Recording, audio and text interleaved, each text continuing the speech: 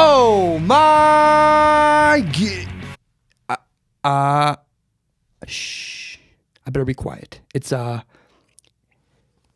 morning, good afternoon, whatever it is for you. My name is Zach Schomler. This is Strong Opinion Sports. It's 1:30 in the morning. That's why I'm being quiet. I better be quiet. If I'm not careful, I will get a noise complaint. I don't want to piss anybody off. I'm doing the best I can. Today is Thursday, April 26th, and later today is the NFL draft. So I wanted to do this now before I know how long it takes to put out a show, so I want to do this now because I want to get this out before the NFL draft happens. I want to be very, very careful. If you're watching this after the NFL draft, just skip ahead. There's other good stuff ahead. There's timestamps below. There's still good stuff in this episode you can enjoy that is not simply the NFL draft. But I do want to start with this. Nobody's mock drafts will be accurate. Everybody's made mock drafts. I called my dad today. We were talking about life, and he pointed out that in stressful situations, people often make bad decisions because of arrogance or because of fear. So arrogance, that happens when an NFL general manager would say, I simply know better than everybody else.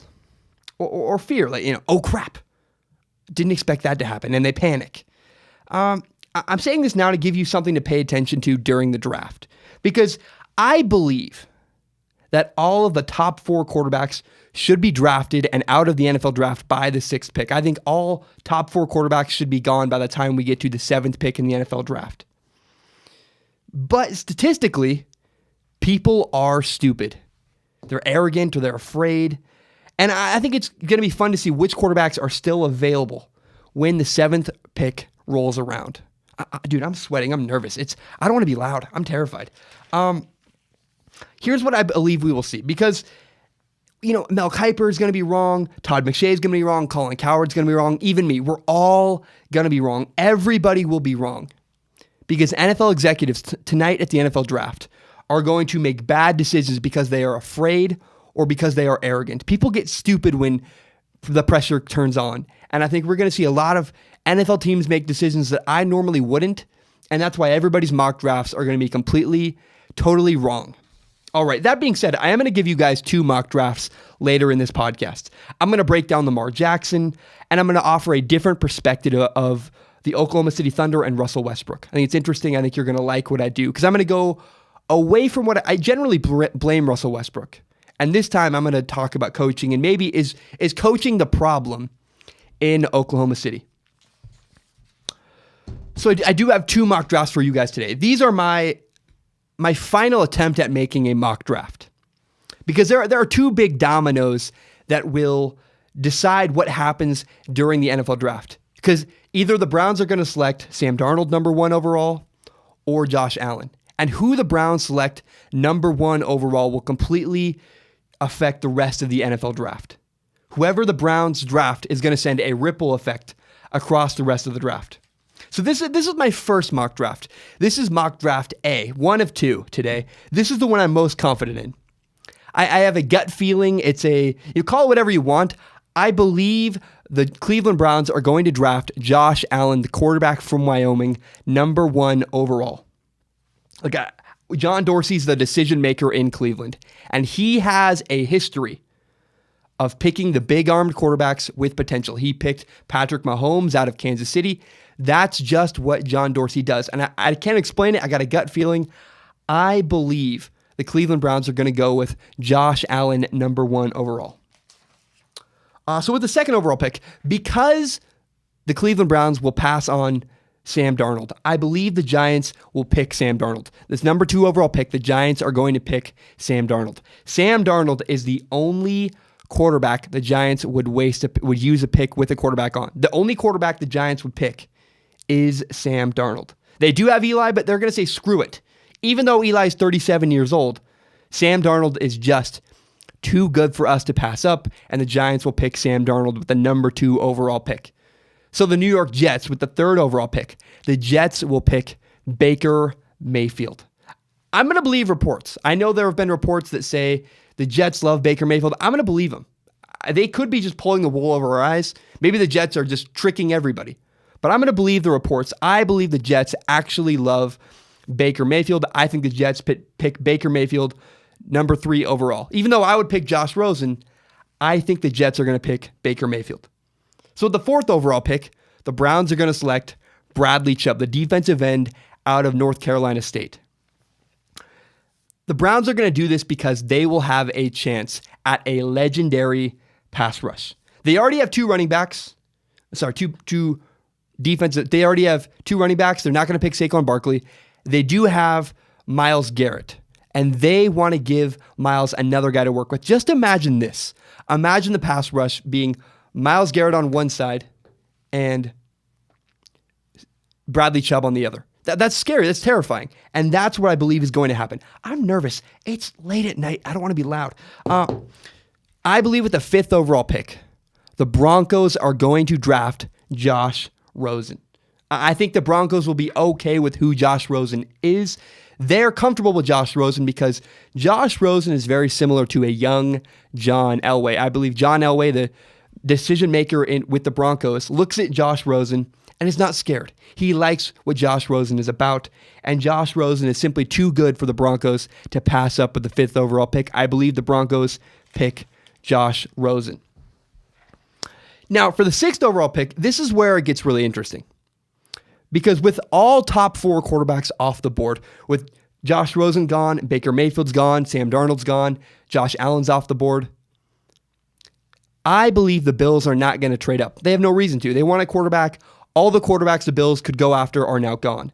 So that is why the Colts, with the 6th overall pick, will select offensive lineman Quentin Nelson, the guard from Notre Dame. I think they're going to save Andrew Luck's career. They're making every effort they can. Because, look, Andrew Luck's getting destroyed. He needs help. He needs protection. The Indianapolis Colts are going to select Quentin Nelson, the guard from Notre Dame.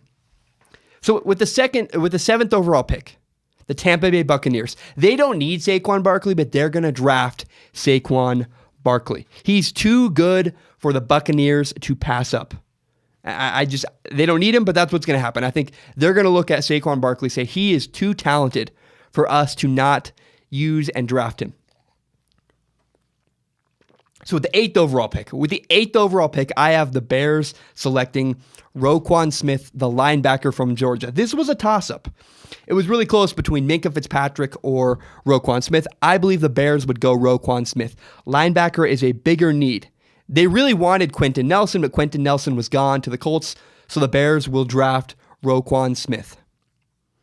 And even with the recent Reuben Foster news, I believe with the 9th overall pick, the 49ers are going to draft Tremaine Edmonds, a linebacker from Virginia Tech.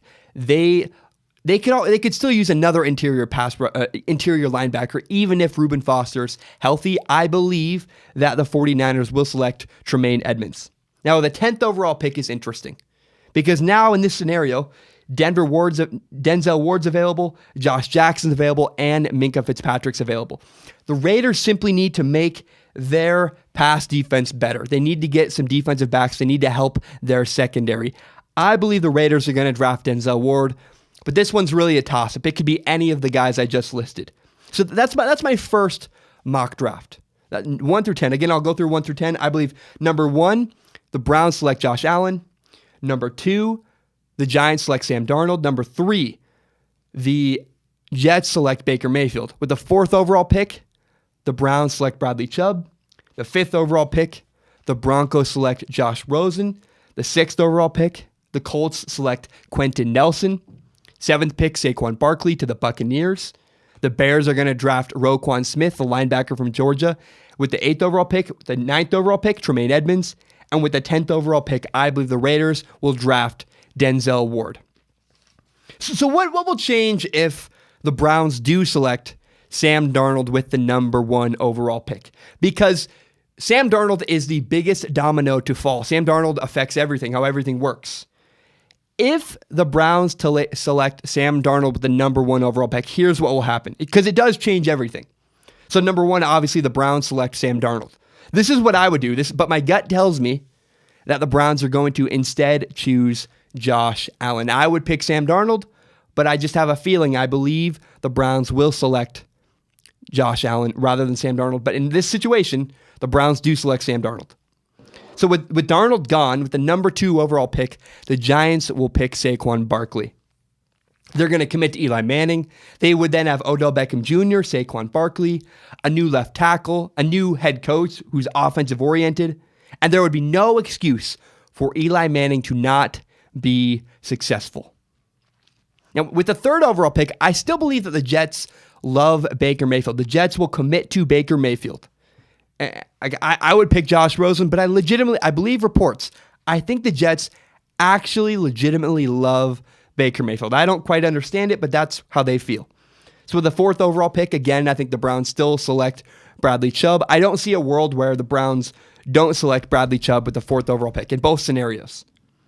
With the 5th overall pick, the Broncos are going to select Josh Rosen. They like him. He's too good to pass up. Now, with the 6th overall pick, the Colts are actually going to trade down because Josh Allen is still on the board. Josh Allen is still available. I believe the Bills are going to trade up, go get a franchise quarterback, and draft Josh Allen. So with the 7th overall pick, the Buccaneers are going to select Minkah Fitzpatrick. The thing with the Buccaneers is the Buccaneers just need more good football players, and that's exactly what Minkah Fitzpatrick is. Minkah Fitzpatrick is the best football player left on the list. I think that the Buccaneers would draft Minkah Fitzpatrick. Now, the Bears are going to draft Quentin Nelson. They're going to get Mitch Trubisky, an offensive lineman, to help him. They're trying to build around Mitch Trubisky. Matt Nagy's a new head coach for the Bears. He is committed. He is all in on Mitch Trubisky. I believe the Bears will draft Quentin Nelson. With the 9th overall pick, the 49ers, I still believe they pick Tremaine Edmonds. And with the Raiders, their whole mission in this draft, the Raiders the first pick, in round 1, the Raiders are going to fix their secondary. No matter whether they trade down, trade up, regardless, the Raiders are going to pick a defensive back to make their secondary better. They need to have a better pass defense. I believe the Raiders will select Denzel Ward, but it's really a toss-up. The Raiders could also select Josh Jackson. Either one, the Raiders are going to make their secondary better. They're going to upgrade their secondary. So that's my 2 takes of a mock draft. If Josh Allen goes number 1, it affects a whole lot down below. And if Sam Darnold is picked number 1 overall, that would change everything, and there'd be a whole other domino effect. Now, there are some interesting things to watch for tonight in the NFL draft. The first most interesting thing is this. Which quarterback will slide out of the top 6 picks? Look, I think it's going to happen. I don't see a world. I don't know why it would happen, but people are dumb. People make mistakes. People are arrogant, or they operate out of fear. I believe one of the top 4 quarterbacks is going to slide down to the 7th pick and beyond. One of the quarterbacks is going to fall in the NFL draft. The question is, which one? That's a good, huge storyline for you to pay attention to tonight as you're monitoring the draft. And another interesting question is, which quarterbacks will go 5th and 6th? So the top 4 quarterbacks are very clear. Top 4 quarterbacks: Josh Allen, Baker Mayfield, Josh Rosen, and Sam Darnold. But the really interesting question is, who does the NFL view as the 5th and 6th quarterbacks in this draft? I believe it would be Lamar Jackson and Luke Falk, but I don't think a lot of other people agree with me on that, so I'm very curious to see what happens. In fact, another interesting question is, will 6 quarterbacks even be picked in the first round? Remember, tonight on Thursday, we're only going to see the first 32 picks. We're only going to see the first round. So it's very possible we only see 4, probably 5 quarterbacks selected, but maybe the guy from Oklahoma State gets drafted. I don't know. We're going to wait and see. Another interesting thought is that, what are the Colts going to do? The Colts need to build an offensive line, but the Colts also could trade down, or they could draft Quentin Nelson. Those are, I think, the 3 options the Colts have. And I'm really, really curious to see what they do. I do believe this. If a quarterback is available to them at the 6th overall pick, they're going to trade down. The Bills are going to be offering a lot. The Bills, the Cardinals, and maybe even the Dolphins are going to be vying for that draft pick. And I think the Colts are most likely going to trade down because people are dumb. There's no way. One of the quarterbacks has to slide. I would not do that. In my perfect world, none of the quarterbacks would slide, but that's what's going to happen. And I'm just curious, when do the Bills trade up? The Bills and the Cardinals both need quarterbacks. They have no plan this year at quarterback, and they don't have draft picks that look like they have a chance to pick a quarterback. So I'm going to be very interested in when the Cardinals and or the Bills trade up to go get a quarterback. Here's what I think is also very interesting. I think the 49ers, if a quarterback slides down to their position with the 9th overall pick, I think the 49ers are a big potential team to trade down. The Bills could leapfrog the Miami Dolphins and go to the 9th overall pick to get a quarterback. That's very curious. That's a situation to monitor. Because the 49ers could trade down and lose nothing. There's a whole flurry of players that, because they don't need a quarterback, there are a lot of players the 49ers could select between the 9th and the 12th pick. There's really not that big of a difference. I think the 49ers are big players that could trade down in the NFL draft. Here's something interesting. You know, everybody talks about how it would be such a shame if the Browns did not draft Sam Darnold. The narrative is that if the Browns don't draft Sam Darnold, they are just idiots. They're stupid. And I've said, I'm one of the only people that said this, I will not trash the Browns if they pick Josh Allen rather than Sam Darnold. Most people will. Most people are going to go right after the Browns. That's the narrative. After the NFL draft, that's the narrative we are going to see. It's going to be, oh my God, the Browns are idiots. Why didn't the Browns draft Sam Darnold? Look, I'll be honest, I would draft Sam Darnold if I was the Browns. But I'm not going to trash them if they don't. If the Browns draft Josh Allen, it's not the end of the world. Think about it this way. If the Browns draft Josh Allen rather than Sam Darnold, here's what the Browns have. The Browns have a potential franchise quarterback. They have a potential future face of the franchise. And Josh Allen, don't forget, Josh Allen might have the biggest, strongest arm we have ever seen in the NFL. And they still have Tyrod Taylor, so there's no rush for the Browns to play Josh Allen anytime soon. So if the Browns draft Josh Allen, I'm not going to kill them. Most people will, but I think it's not a terrible pick. It's not the pick I would make. But a difference of opinion does not make it suddenly awful. It's not Sam Darnold or bust. It's get a quarterback and please get Bradley Chubb and you're fine. Whether they get a quarterback, Bradley Chubb and a quarterback, or Saquon Barkley and a quarterback, any scenario, as long as the Browns draft a quarterback, that's fine with me. I'm not going to trash them. Any one of the top 4 quarterbacks, like I wouldn't pick Baker Mayfield to the Browns. I think that's a bad idea. But I could see any one of them working. So as long as the Browns draft a quarterback, I will not trash them. I'm just going to evaluate and analyze and see what happens next. Because any one of the quarterbacks the Browns draft, it's going to be a very different scenario. And it's going to be fun to analyze and talk about. But the Browns getting a franchise quarterback, that's not a bad thing. And the narrative out there that if the Browns don't draft Sam Darnold, they're idiots, they're screwed up, and they're ruining their franchise, I just don't buy it. I think that's dumb. I think people are being a little bit extreme, and I just don't see that actually happening. I don't believe that if the Browns don't draft Sam Darnold, they're just losers. Because Josh Allen is not a bad second option. As long as the Browns draft a quarterback tonight, as long as the Browns have a quarterback, fine with me. That's all I want from the Browns. I just want the Browns to go and get a quarterback. Okay, so I saw a story today. It was an NFL general manager, I guess, believes that Lamar Jackson is not a quarterback. There's an NFL an NFL executive, I don't really know, but it was a story that an NFL executive believes that Lamar Jackson simply doesn't have it, that he cannot play in the NFL. And so, as you know, I've been working really, really hard on preparing a film breakdown of Lamar Jackson. I put a ton of work into this. I'm really excited. So this is my Lamar Jackson draft analysis. It's my breakdown. Here's how I project Lamar Jackson doing in the NFL. Is he good? Is he not? Here is my full analysis of Lamar Jackson. I worked really hard on this. I studied a ton. I watched every game Lamar Jackson played for the last 2 seasons. And all the footage you will see in this video is from 2017. I got footage from the Purdue game, Clemson, NC State, Florida State, and Mississippi State. But first, before we get into this, I want to say this. Can we all be honest? Can we all acknowledge that the reason why we're so excited about Lamar Jackson is because Lamar Jackson is the best running quarterback we've ever seen enter the NFL draft. Like, can we just be honest about it? Lamar Jackson is an unbelievable athlete, and to not acknowledge that would be stupid and silly. Lamar Jackson's a better running quarterback than Michael Vick was. He's better at running than Michael Vick was.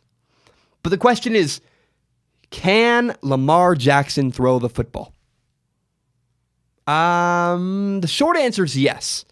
But the short answer is yes, he can throw, but just not yet. And I'm going to explain that. But before I explain this situation, I love Lamar Jackson. I think Lamar Jackson's a special player. I've watched so much film. I've watched interviews. I've watched a lot of his tape. I've just spent so much time analyzing Lamar Jackson. And from what I've seen, I love what Lamar Jackson is about. I love his personality. He's a model citizen off the field. And really the only main concern with Lamar Jackson is accuracy. And that's a concern I want to address. So Lamar Jackson does struggle with accuracy, but the question is why? Why does Lamar Jackson struggle with accuracy? And so I'm going to simplify this so that anyone watching or listening can understand. I'm going to grab a football. See, a large majority of accuracy comes from footwork. And see, when you were throwing a football, you're dealing on two planes. You have one plane is up and down, and the other plane is left and right. If I'm throwing to this camera, I want to line my shoulder up with my body and point my shoulder directly at that camera. This camera is here. This camera is here. Wherever I'm throwing, I want to point my shoulder at that area. You want to point your front shoulder where you want to throw the football. If I point my shoulder up, if my shoulder goes up, the ball goes up. If my shoulder goes down, the ball goes down. If my shoulder goes left and down, the ball goes left and down. Wherever you point your front shoulder is usually where the ball goes. So this is where Lamar Jackson struggles the most. And there are times where Lamar Jackson makes all the right reads, but then Lamar Jackson's fundamentals let him down. He misses a throw because he has poor fundamentals. See, when Lamar Jackson gets everything lined up, when Lamar Jackson points his shoulder correctly, his feet are lined up, Lamar Jackson is dead accurate. He can hit a pass. The question is not, is Lamar Jackson accurate? The question is, can Lamar Jackson fix his fundamentals enough to be accurate consistently? Because Lamar Jackson's struggles come from bad habits and poor fundamentals. Now, are those fixable issues? Yes, Lamar Jackson can become an accurate passer. Lamar Jackson can fix his issues with poor fundamentals. In fact, there's actually evidence of this happening previously in the NFL with Deshaun Watson. Deshaun Watson was a rookie last year. When Deshaun Watson came out of college, I was hyped up. I was so excited. But I was concerned about Deshaun Watson's accuracy. See, in college, Deshaun Watson's feet would point inside when he tried to throw the ball outside. So Deshaun Watson would point his feet over here, and he would try to throw way to this other side. Deshaun Watson in college, his feet would be pointed left, and he would be trying to throw right, and that doesn't work. Well, even though in college Deshaun Watson had bad footwork, last year, during his rookie year, Deshaun Watson improved his footwork and threw a better deep ball and was more accurate. See, Deshaun Watson fixed his footwork between his senior year at college and his rookie year in the NFL, and Deshaun Watson had tremendous improvement. You can fix your footwork. We've seen Deshaun Watson do it, and I believe Lamar Jackson can improve the way that Deshaun Watson did. So currently, Lamar Jackson struggles to throw the ball to the right side of the field. And many quarterbacks struggle with this because when you throw to the right side of the field, you have to completely turn your body all the way to the sideline. And that's a hard thing for quarterbacks to kind of wrap their brain around. The reason why Lamar Jackson is more accurate over the middle of the field rather than the outside of the field is because often his feet are pointed inside and not outside. So he's more accurate in the middle and less accurate on the outside of the field.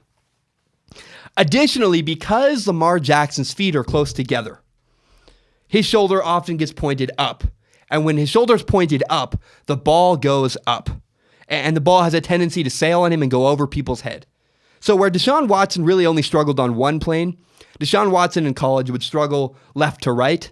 Lamar Jackson struggles up, down, and left to right. He needs to work on accuracy with his footwork, and he needs to work on pointing his shoulder where he wants to throw.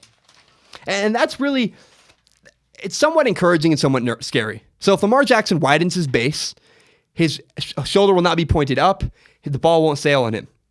And if he works on aligning his shoulder better, the ball will be more accurate left to right. So I guess the lesson in all of this is that all of Lamar Jackson's issues are fixable. And now his completion percentage is something that really does concern people. It does not concern me. Lamar Jackson had, I don't even remember, his high 50s completion percentage.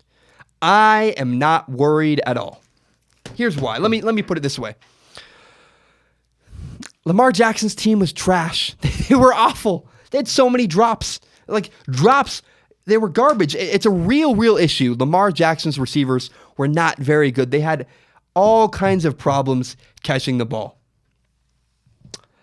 Not to mention, Lamar Jackson always had pressure in his face. He was often having to throw the ball away, so that really hurt his completion percentage. He was throwing the ball away. He had lots of drops. I'm not really concerned about Lamar Jackson's completion percentage one bit. Here's a concern about Lamar Jackson, though. So Lamar Jackson's athleticism is absolutely a gift. He's the best quarterback he's the best, when it comes to running the football, Lamar Jackson's the best quarterback we've ever seen. But at times, Lamar Jackson's athleticism can also be a curse. And part of this is because Lamar Jackson has always been the best athlete on the field his entire life. And being the best athlete on the field at all times has caused Lamar Jackson to develop some bad habits. There were times where there was pressure in Lamar Jackson's face. He would escape, and when he ran, he was actually developing a bad habit. So Lamar Jackson would have pressure in his face, and he would run away. And what he should have done sometimes was step up and throw the ball. Because you see Eli Manning do this. Eli Manning's really good. Eli Manning will step into a throw. He'll get hit in the face, but he'll complete a pass. And there are times where Lamar Jackson has an open throwing lane. He has a guy open downfield, and he won't step into a throw. He'll escape to the right or escape to the left, and he still might have a positive play. But that's something Lamar Jackson needs to work on. He needs to get better coaching and learn to pick and choose his spots when he runs and when he steps up and makes a throw. Because not every time should Lamar Jackson turn and run. Sometimes he's a step up and make a throw.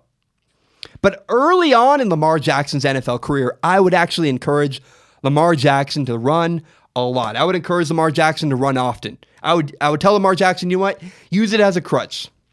Because the thing is, Lamar Jackson can simply do things that nobody else can do. So let me ask you a question. What if I told you that the most athletic person on your team was your quarterback? And that person, the most athletic person on your team, was going to touch the ball every single play. That is a legitimate possibility with Lamar Jackson.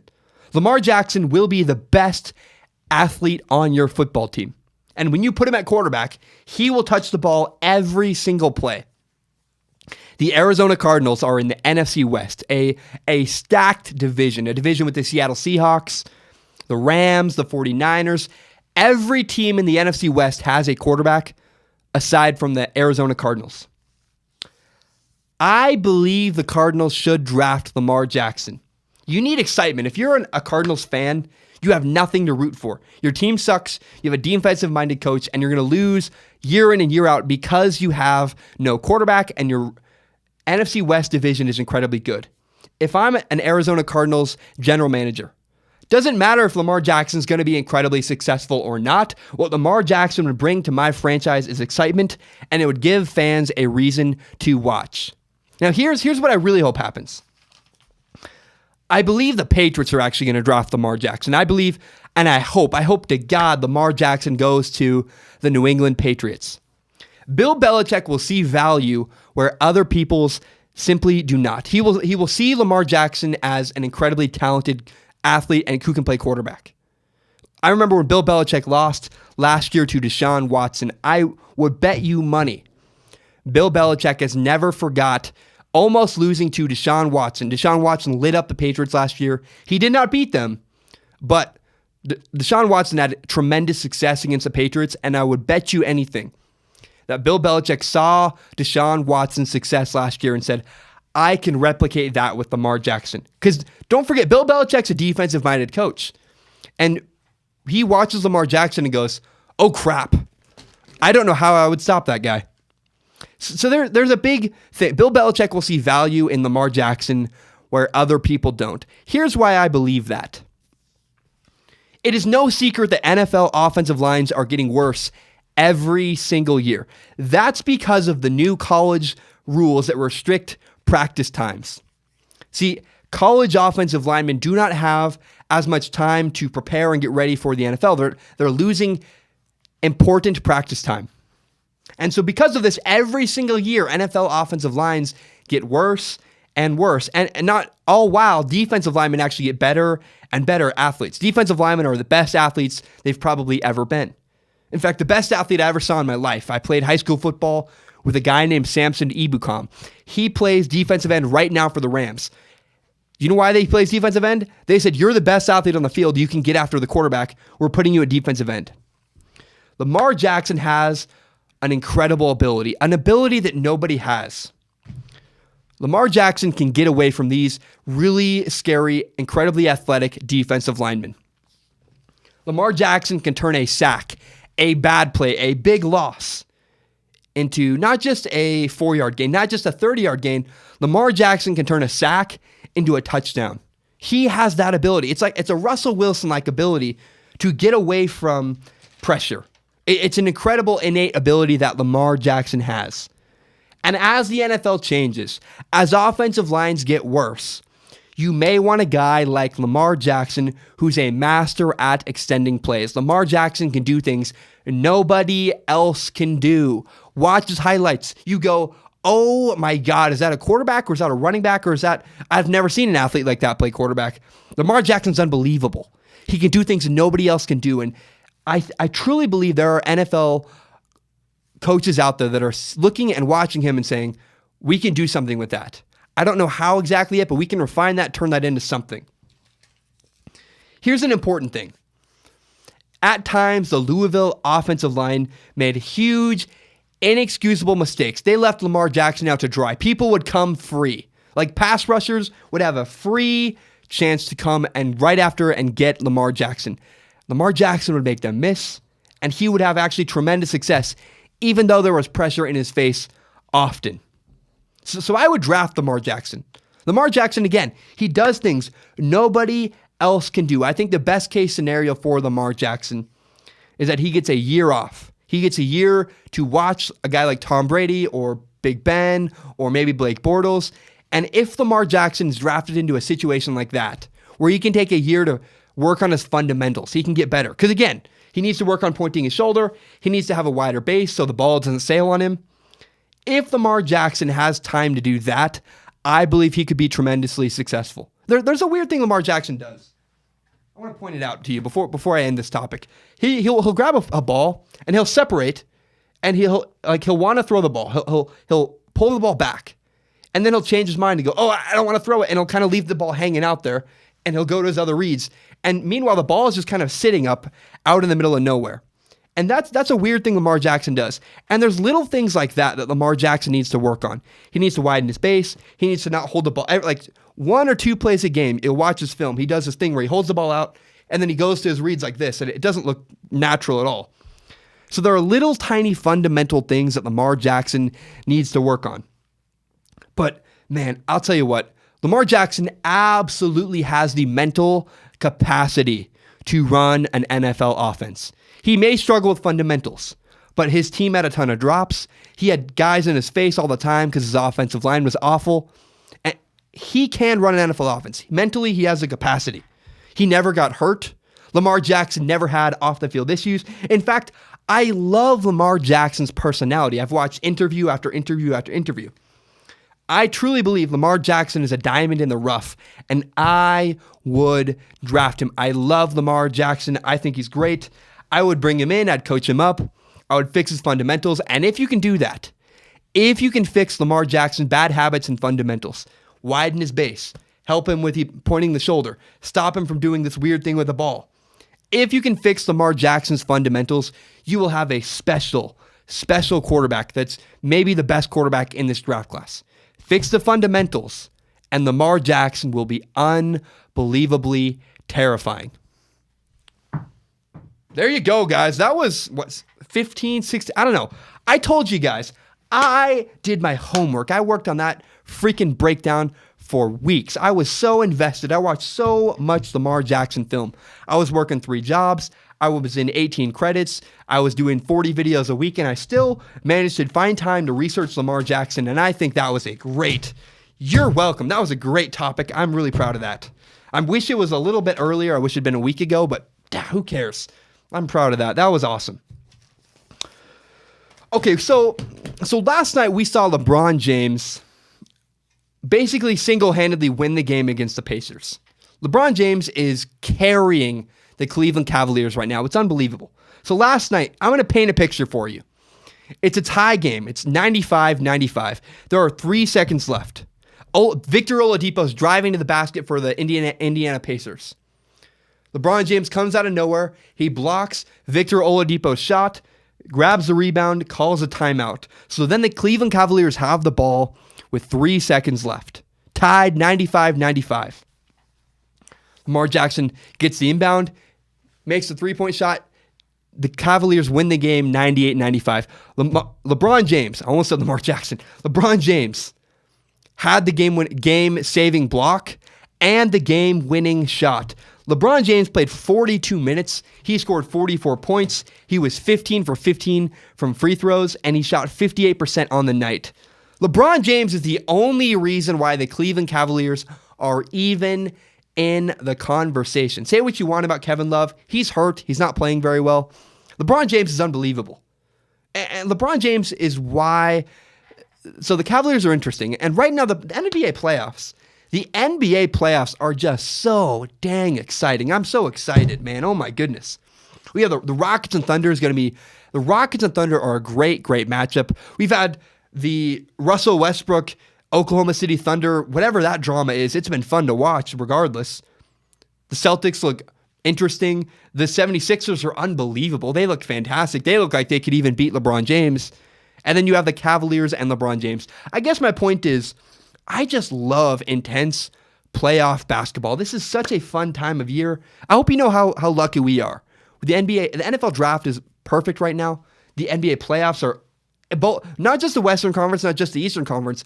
Both sides of the NBA playoff bracket are incredibly interesting and fun to watch. Don't forget about the Raptors. The Raptors and 76ers is no slouch.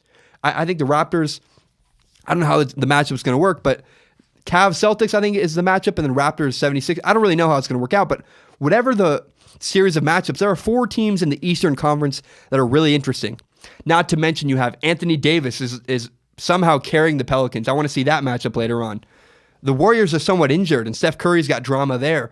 The Jazz might even beat the Oklahoma City Thunder. Then the Rockets are super good. I'm at a loss, man. Right now, sports have never been better. I mean, I'm so excited, man. I don't know. I really, really love what's going on in the NBA playoffs.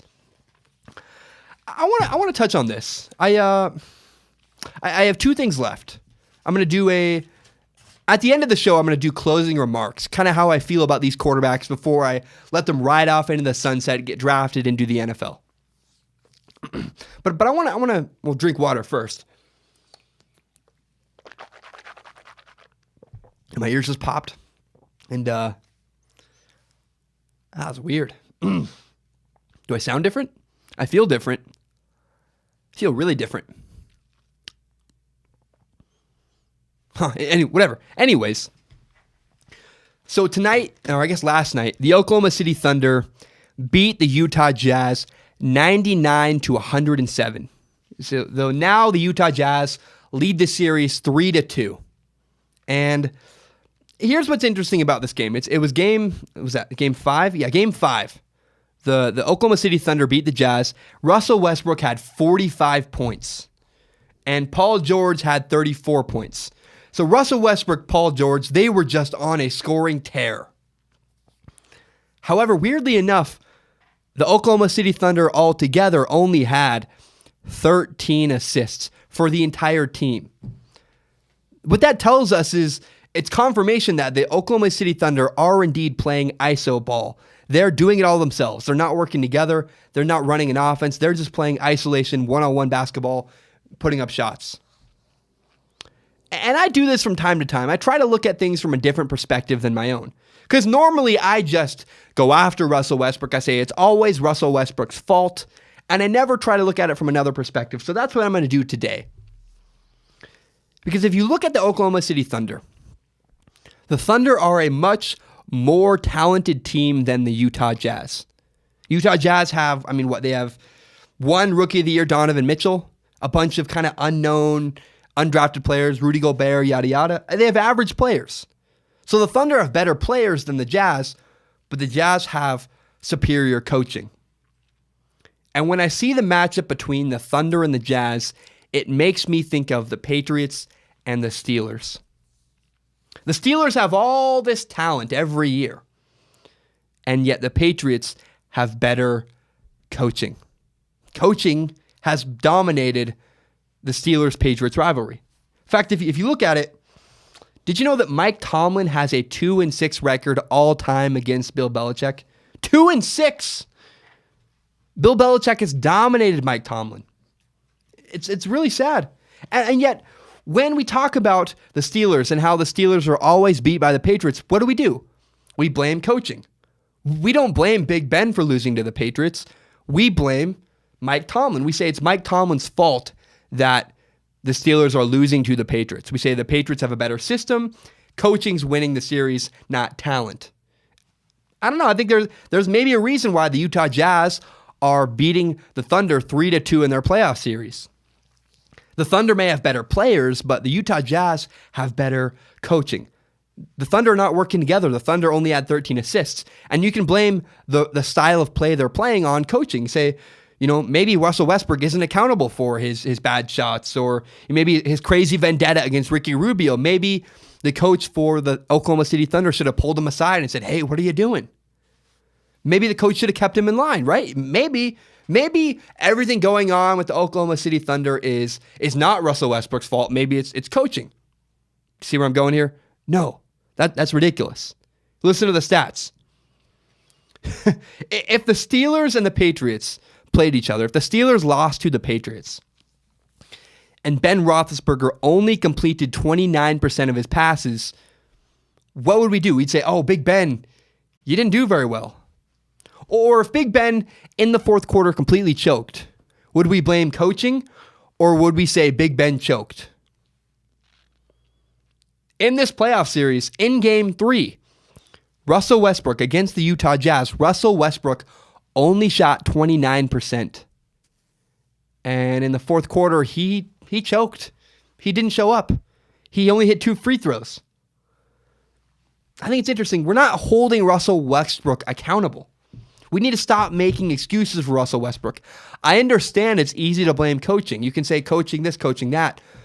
But the Thunder's coach cannot shoot for Russell Westbrook. I think Billy Donovan can't shoot for Russell Westbrook. Billy Donovan can call plays, but ultimately it's on Russell Westbrook to execute. And we've seen Russell Westbrook now do things that are just dumb, bad basketball IQ. That's on Russell Westbrook. Russell Westbrook needs to be accountable for his decisions. Stop blaming it on coaching. Stop making excuses for Russell Westbrook. Russell Westbrook needs to be held accountable for the fact that the Oklahoma City Thunder are down 3-2 to the far less talented Utah Jazz. That's going to piss people off. It's fun to make people angry. I don't know. I enjoy it. I don't care anymore. I just say what I believe. Okay. This is my last chance to address the quarterbacks in the NFL draft before they head off, before they get drafted. And so because of that, I want to make my closing statements to the quarterbacks in the NFL draft, to Baker Mayfield, to Luke Falk, to Sam Darnold, to Josh Rosen, to Josh Allen. Because you realize that the NFL draft is just a televised hiring process, right? You do realize that. It's just a hiring process. There's job interviews. They sit down. They do research. They look them up. I mean, it's really, when you apply for a job, it's very similar to what the NFL draft is, except they pick you. They don't, other than the draft part, it's just a hiring process is all it is. So because it's a hiring process, I want you to watch this. Take a look at this video.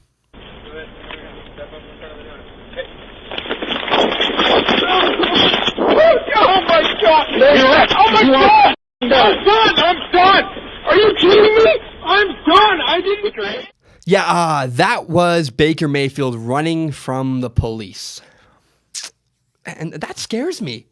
If I'm going to say one thing about Baker Mayfield before he gets drafted, I just got to say, I've never seen any CEOs of big companies have police videos. I've never seen a guy, we're about to hand Baker Mayfield the keys to the franchise. We're going to give him millions of dollars. You're going to give millions of dollars to that guy? You're going to put the fate of your franchise on the guy running from the police? I love Baker Mayfield, but you don't see the CEO of Walmart running away from the police. I don't know. I hesitate to give the keys to my franchise to Baker Mayfield, even though I love Baker Mayfield. Baker Mayfield's like Braveheart. That video just kind of, if I'm going to say one last thing about Baker Mayfield, that's it. It's just that I love Baker. I think I believe in him, but that video running from the police does really, really give me red flags. So how about this? How about Josh Rosen? These are my closing remarks about Josh Rosen. Because I saw a video today. My dad sent it to me, actually. My dad and I are pretty close. My dad sent me a video of Josh Rosen and Aaron Rodgers talking. Here's a clip. I'm going to play the clip. Like, the word leadership just gets thrown around so much, and a lot of times it doesn't mean anything. Half the time people are saying it. So, like, I'm trying to find out how to be that guy in the locker room without forcing it. When I see that clip, I see Josh Rosen as a guy who just wants to get it right. He's not perfect. In fact, I think sometimes Josh Rosen is a bit overeager. It's like he's trying to prove himself a little too much. But I do believe Josh Rosen is truly striving to be the best he can be on and off the field as a leader, as a passer of the football. I like Josh Rosen. I think he's very open in interviews. He's going to be very honest. He's going to own up to the mistakes he makes. If he loses a game because he misses a pass, Josh Rosen will tell you. He's not going to sugarcoat it. He's not going to hide it. And I like that about Josh Rosen. I think the next 10 years, 12 years, whatever it is, we get to cover and talk about Josh Rosen. They're going to be fun. Josh Rosen's going to be a lot of fun because he's honest, he's authentic. If he's a train wreck, he'll tell us. If he's great, he'll tell us. And I think that's going to be a load of fun. I really am excited to watch Josh Rosen blossom into whatever he becomes. Good or bad, it's going to be a load of fun. I think more fun than Baker Mayfield even. Because Baker Mayfield has this facade and this machismo. I think Josh Rosen's just honest. And so if he's awful, he'll tell you.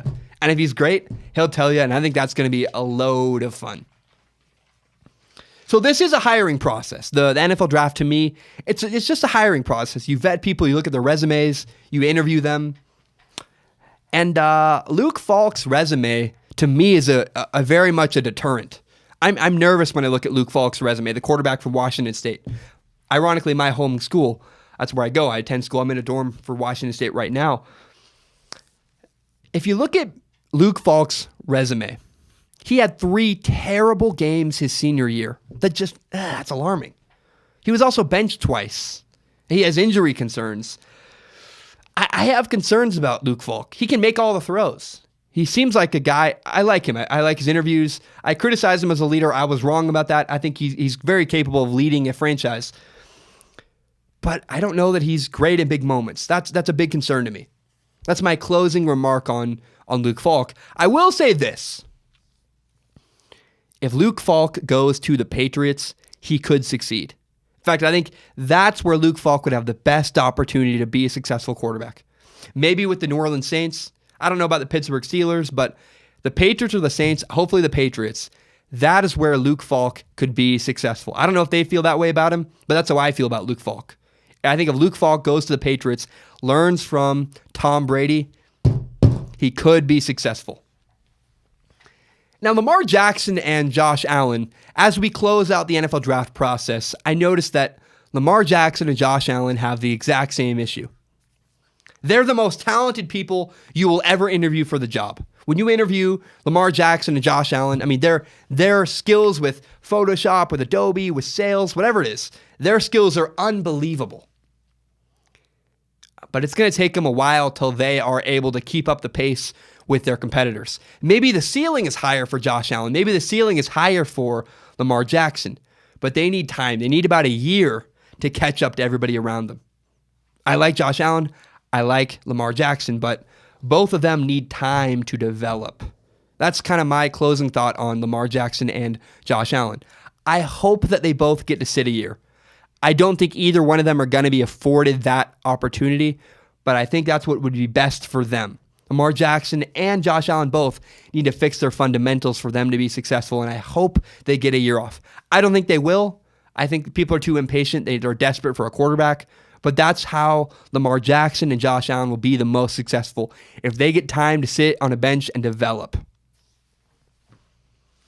Sam Darnold just has a gambling problem. Sam Darnold has a gambling problem. He's that guy you interview that's incredibly talented, but he's a daredevil. He takes risks, and sometimes he does not always succeed. He doesn't always win. Sam Darnold's risks cause turnovers, and turnovers are a big concern. Sam Darnold's a guy with a gambling problem. We got to kick him of the habit. I think Sam Darnold is the best quarterback in the draft class, but he does need to take care of the football. He needs to hold the ball with two hands. He needs to be smarter with taking chances with the ball. I do think that his interceptions are less a concern than his fumbles. His fumbles scare me. He's got to hold on to the ball. If you look at his interceptions, though, his junior year with better receivers, he had less interceptions. I think his senior year, he was trying to do too much. And in fact, I think he had to take risks throwing the ball to elevate his team. But no matter how you put it, Sam Darnold has too many turnovers, too many interceptions, too many fumbles, but the fumbles scare me the most. Sam Darnold needs to take care of the football. He needs to hold the ball with two hands and should not have that many fumbles. So those are my closing remarks. I like all six of these quarterbacks. I think they all have flaws. I think they all have opportunities to be successful. But that's kind of I wanted to put that out there. I wanted to leave that for you guys. That's my last final thought about the quarterbacks in this year's NFL draft. Guys, that's all I have. I know that Reuben Foster, there's some news on Reuben Foster, the 49ers offensive lineman. I want to wait and see with that story. I don't want to, before I have an opinion and rush out about a story related to domestic violence, I want to take a lot of care. I want to be patient. I want to hear all the facts and really wait a couple weeks before I address that. But I am curious. I think that if the 49ers can get him on the field next year, that'd be a huge miracle. Not really. That's not a domestic violence talk. That's just as far as football goes. That would be great for the 49ers. I'm very curious to see how the Reuben Foster news affects the NFL draft tonight. I don't know. I still think the 49ers would draft Tremaine Edmonds no matter what, but we'll see. It's an interesting thought. I don't really know what's going to come of that. And I want to talk about Pete Carroll and Richard Sherman. I wanted to prep it more before I talked about it. I think there's I had an okay comparison. I want to make a better comparison on Friday. So again, we're back on Friday.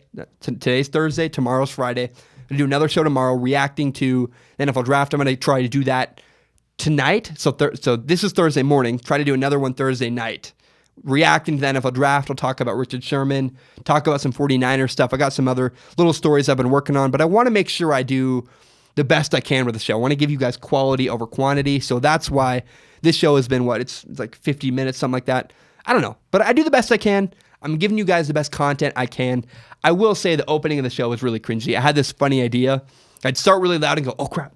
I don't know if it worked. But hey, I'll edit it. I'll find out. It could be awful. It could be funny. Screw it. I mean, it's 2:09 in the morning, so I'm doing the best I can. Hope you guys have a fantastic day. Remember, you can subscribe to Strong Opinion Sports on iTunes, on SoundCloud, and on YouTube. You can find the full entire hour-long podcast on YouTube, as well as my best, most interesting clips. Tell your friends about Strong Opinion Sports. If you want to help me grow this show, tell your friends about it on Facebook, on Twitter, on Instagram, whatever it is. Help me grow Strong Opinion Sports by telling your friends. Thank you so much. That's all I have for you guys today. Bam, we're done.